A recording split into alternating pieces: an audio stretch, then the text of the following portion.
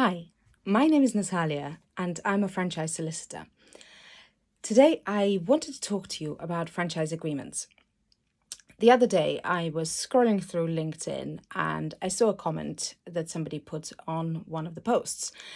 And it suggested that the reason we have franchise disputes and the way to resolve them is to have a standard franchise agreement that would be drafted by an expert and made available to all franchisors and franchisees. And that got me thinking, is that really a solution? And where do most of the disputes come from? And as I reflected on this, I wanted to talk to you sort of what my thoughts were about it.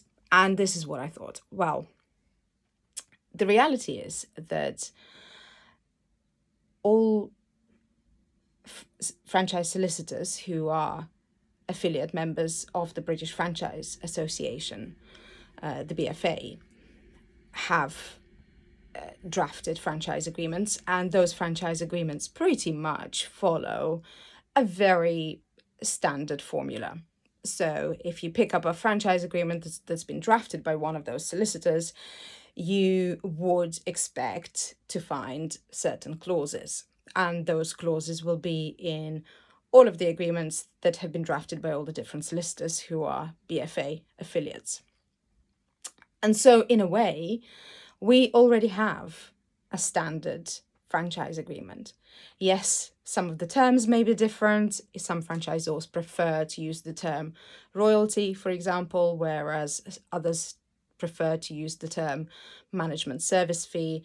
But essentially, we all know that what we mean is the ongoing fee that is paid by a franchisee to the franchisor throughout the term of the franchise agreement. But the point is that if an agreement has been drafted by a franchise solicitor who's experienced in franchising and who understands the rules and the way franchising works, especially in the United Kingdom, then in effect you have a very good franchise agreement that follows all the essential rules. And that's the point, that if you are, as a franchisee, for example, looking to invest in a franchise, one of the key points to check is whether the franchisor is a member of the BFA. Now, that is not necessarily, that's not a 100% guarantee that that franchisor is, that franchise system is bulletproof. But what it does show is that franchisor has gone through a accreditation process, that franchisor has signed up to certain standards and has committed to abiding by certain rules. So you are much safer going with a BFA accredited franchisor. So where is the problem? And I think the truth is that the problem arises, or the majority of circumstances that I have certainly seen and discussed with my colleagues over the years, is where in essentially three situations. One, where either of the parties decides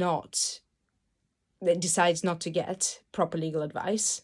And for example, I have seen franchisors who decided that instead of spending an amount of money with an expert solicitor, they would either download a template off the internet or ask their friend, who is a solicitor but not an expert in franchising, to draft them an agreement. Now, in both of those scenarios, whilst you might feel like you are making a saving, in the long term, you are putting yourself at very high risk of actually losing a lot of money, because at the end of the day, litigation and disputes are very, very expensive. So, and the point why the point why those don't work is because a template downloaded from the internet is not going to be tailored to your specific business. That template would not work for necessarily for your system and how your business works and the support you provide. And you may not be in a position to be able to tailor that perfectly to suit your needs. And equally, a solicitor who is not an expert in franchising is not necessarily going to understand what is a standard, what is acceptable, and what is the accepted practice in franchising. Just like I, as a franchise solicitor, I'm not going to pretend to know anything about, say, construction or family law, or any of those areas in which I have never practiced and I've not specialized. Number two, disputes typically tend to arise where one of the parties is behaving badly. And what I mean by that is that they knowingly do something that they know is wrong, or they know that they're not supposed to be doing that and they choose to do that anyway.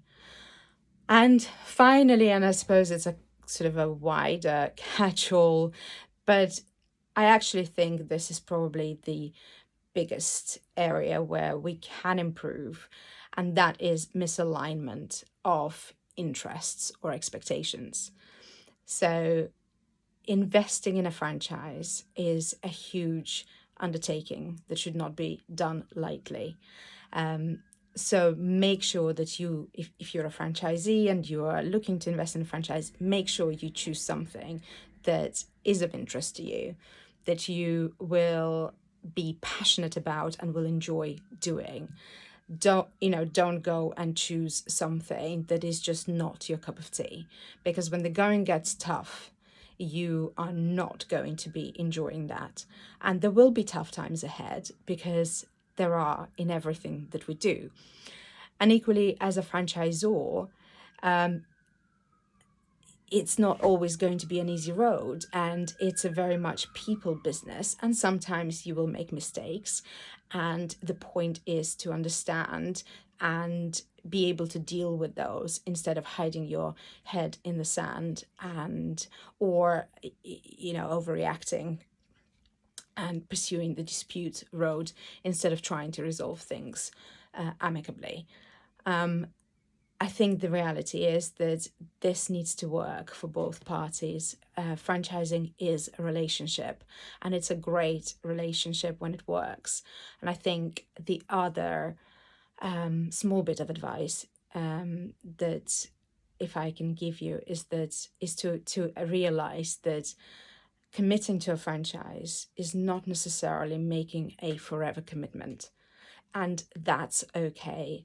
So what works for you today may not work for you for forever, and that is okay.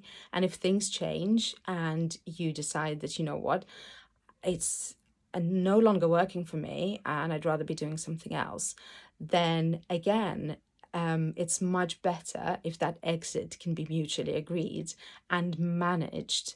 And it really still surprises me a lot when when you come to the table and actually, after a little bit of talking and listening and hearing each other, you realize that the two parties are not that far away.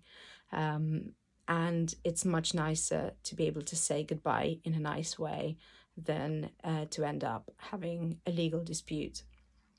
So all I want to say is franchising is great. It's fantastic. It needs to work for both parties, and both parties are in it to to be successful. So a couple of takeaways from me. Number one, use experts in the field. Although it might seem like it might be cheaper to do this without them, that's not usually the case. So don't skimp on that. And B, this is about people, this is about relationships. So just be nice to each other. Let's do things ethically. Let's do things well. And let's enjoy the process. Thank you for listening.